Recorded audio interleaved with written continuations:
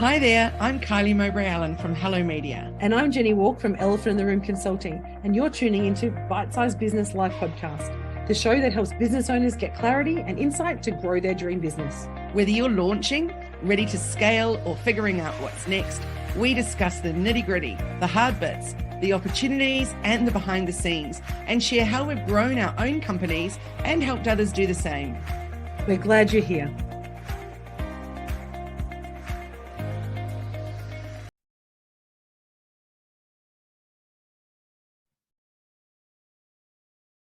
Hi there, everyone. This is Jenni Walke from Elephant in the Room Consulting and Kylie Mowbray-Allen from Hello Media. And you're tuning into the Bite-Sized Business Live Podcast, the show that helps small business like you get clarity and insight to grow their dream business. How are you going today, Kylie? I'm super good, Jenny. How are you? I do love a Monday. Do love a Monday. It's been a very productive day. I think I've kind of got my projects in line, kicked some goals already, and it's not even lunchtime yet.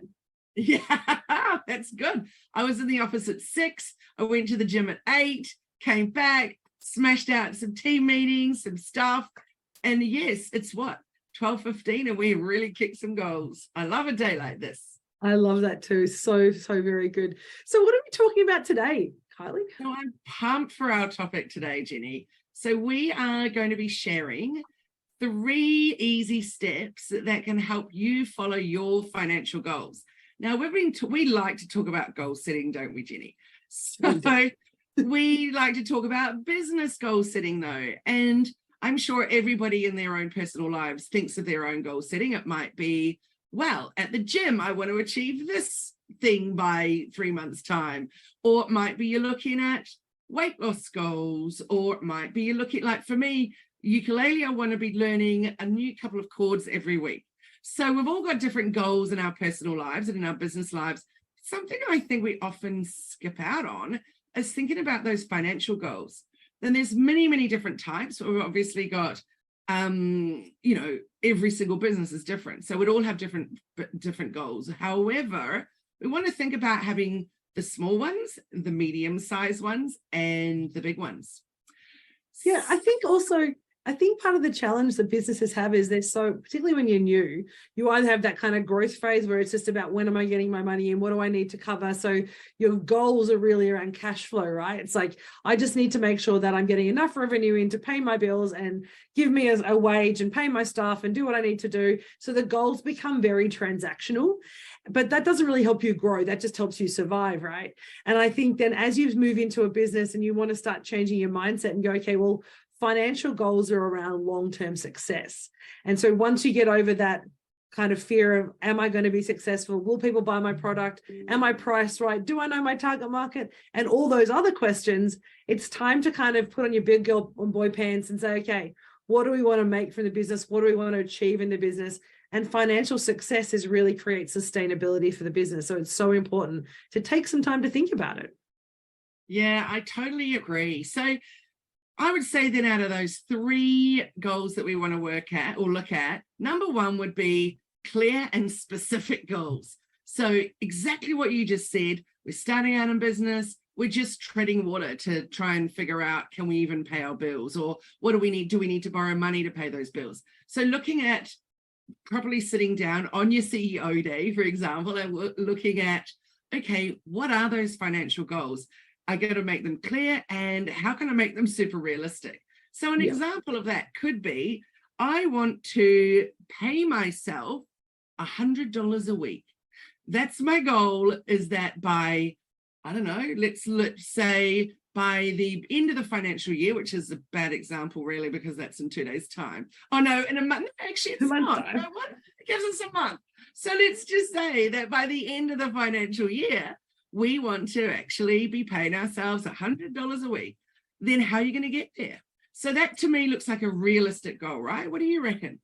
I think that's a good point. I think it's about, the key piece there is, it doesn't really matter about what the number is, it's that it's realistic, right? So being mindful that we're not going to say, I'm going to, in the next 6 weeks, I'm going to start paying myself 10 grand a week because that's my dream. My dream is $10,000 a week, but that's not realistic in 11 days unless you just did $1 million client, right? And that's okay. Or 11 and 31 days. So I think that idea of having very clear and specific goals and having them being realistic, I think is really important, which to me kind of goes into that second tip, right? The first one, I've got to be clear and specific and time bound and have a date that you want to achieve them by, so that we can kind of work out what we need to do to get to that and reach that. And it looks at all the resources and the times we need to doing that. But the only way that they're going to be, that you're actually going to achieve them is that they are realistic given your current situation. And I think sometimes we think realistic is, well, I can make that much money, and you may be able to do that, and there's nothing wrong with that. But in the time frame that you're putting against it, that's the question. And that's where realistic comes in. It's not about the value or the size of it. It's the fact that you're giving yourself or setting yourself up for success, right? To make sure that it's aligning with your business, the businesses you're operating now, that even your revenue that you're receiving is going to enable you to achieve those goals, that your expenses are realistic and not just, living in a bit of a fantasy land, which I know some business owners do because they get so excited about business. But taking a step back, going, how much money am I earning? How much could I earn? What are my real expenses? And in knowing that, can I pay myself $100 a week? That's the question. So having those kind of hard questions and being really realistic and open to what that might look like, I think is really important as a key point.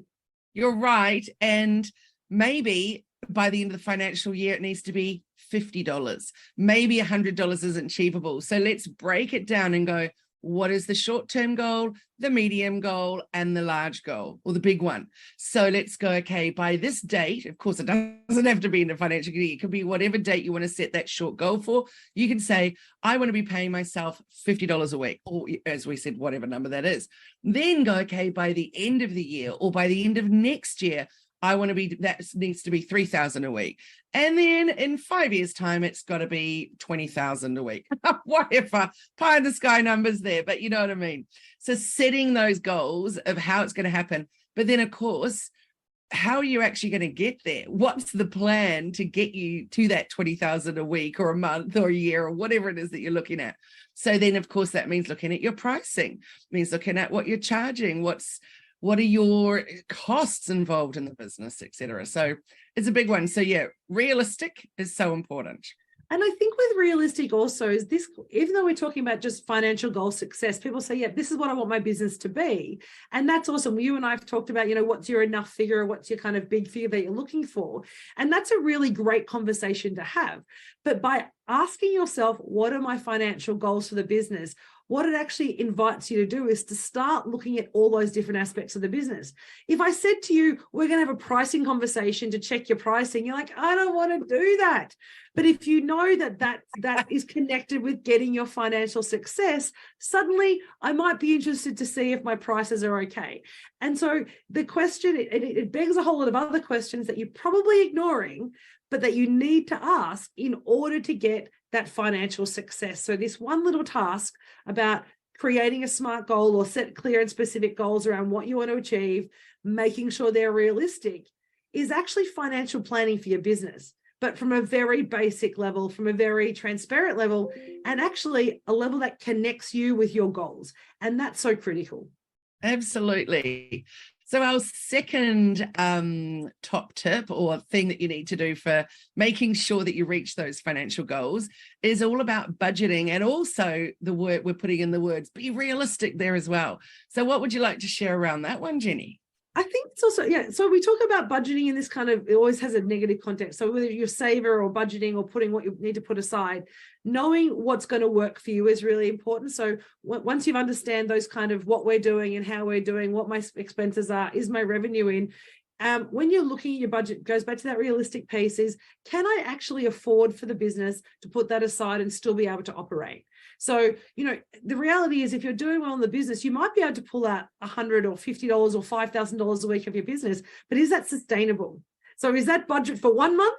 Or is that going to blow your budget for the year? And that's where that's looking at what can the business afford for the whole year. That's how you can establish whether your goal is aligned with the overall delivery and the expectations of the business and the budget.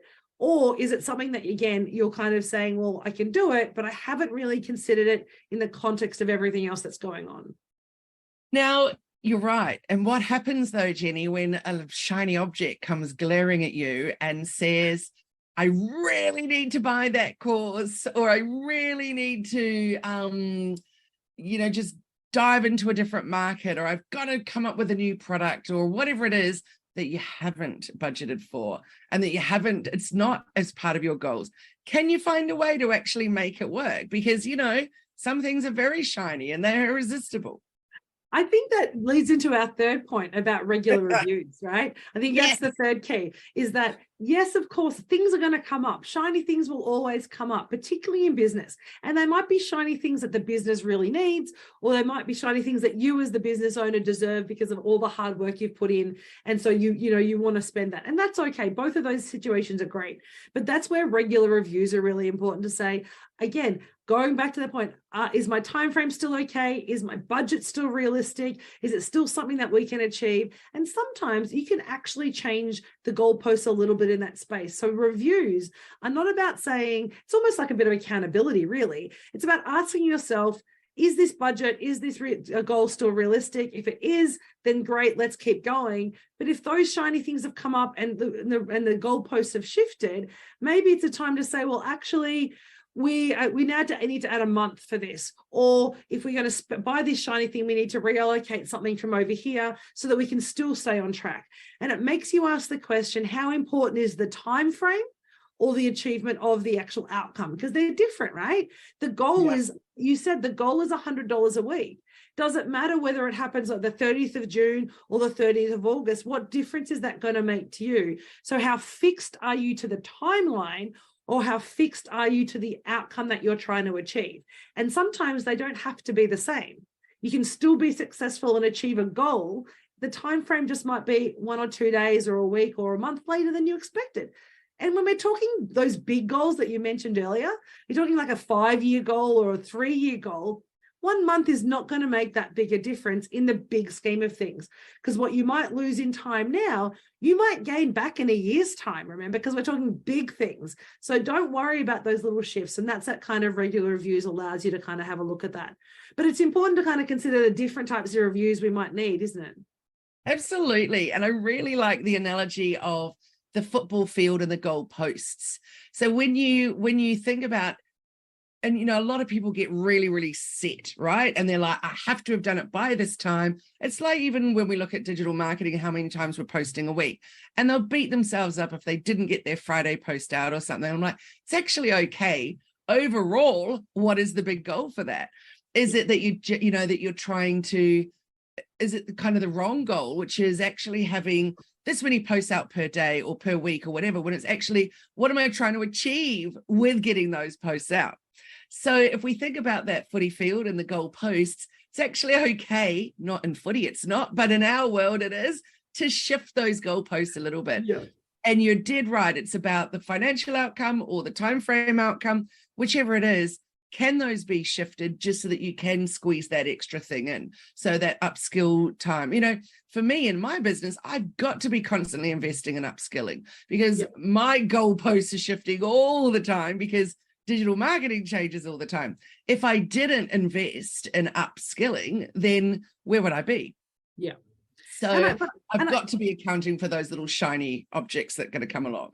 100%. And we look at those short-term goals. So something, if it's a short-term goal, so let's say we want to make this change to our revenue or to our personal income in 5 weeks, right? That can be possible because you may not have thought about it. You may not have paid yourself for the last year.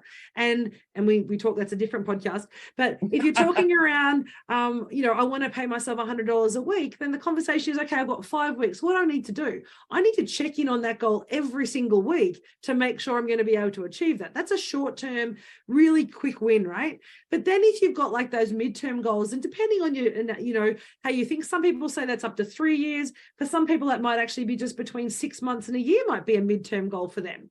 And so within that, then you have to say, well, how often do I need to review in that case? And what can slip? So being aware of what might be able to slip, the old analogy of robbing Peter to pay Paul, what are you doing to slip to make that work in the big scheme of things? Because remember, those steps towards the goal are just steps. You can change the steps you do as long as the outcome's the same, right? So don't worry if the steps change, right? And then the long-term goals, those 5 years or 3+ year goals, which are the big financial goals, there's always going to be shifts. There's going to be pivots. We talked about this way back when with COVID, and when we had to pivot from going face-to-face workshops to an online program. That compressed your goals of shifting your program to being an online coach, an online digital marketing coach. You were mostly face-to-face live, and your long-term goal for your business was to go online. And that compressed that goal and actually forced you to achieve it sooner. So that's where I think having that flexibility, whether you're doing goal setting, with your financial planning, it's about what are you trying to achieve, right? What's the long-term outcome, not whether you ticked all the boxes along the way. You're right. And I think what it boils the whole thing down to is back to one of our favorite things, CEO Day. And so none of this can be achieved unless you actually stop for a moment, step back from being in the mud of your business, and actually take a good hard look at what is going on. So remember about whether it's a day a week, half a day a week, a day a month, whatever it is, you need to schedule it so that you have that time to be working on your business, not just in your business. 100%, because ultimately financial success and business success requires you to be looking and deep diving into the business. And you can't do that if you don't have that space, and if you're not actually creating the space for you to do that, and having conversations with your mentors and your coaches and colleagues that make you go, okay, I've got to be accountable for this. You don't get that if you're head down, bum up all the time. Yeah, absolutely. I couldn't agree more. Sometimes it's too much to do it on your own. So working that through with a coach or a mentor is a really great idea. So exactly. On that note, Jenni, actually, let's just quickly summarize. So our 3 top tips are: number 1, set those clear and specific goals. Number 2, budget and be really realistic. And number 3 is schedule that review of your goals, whether they're the small ones, the medium, the long term. Set that topic in your CEO Day and make that happen. So on that note, Jenni, how does everyone get in touch with you so they can chat about their goals? So you can chat with me about my goals at elephantintheroomau.com is our webpage. Otherwise, you can find us on socials at at Elephant in the Room AU. Oh my goodness, at Elephant in the Room AU on our socials. And what about you, Kylie?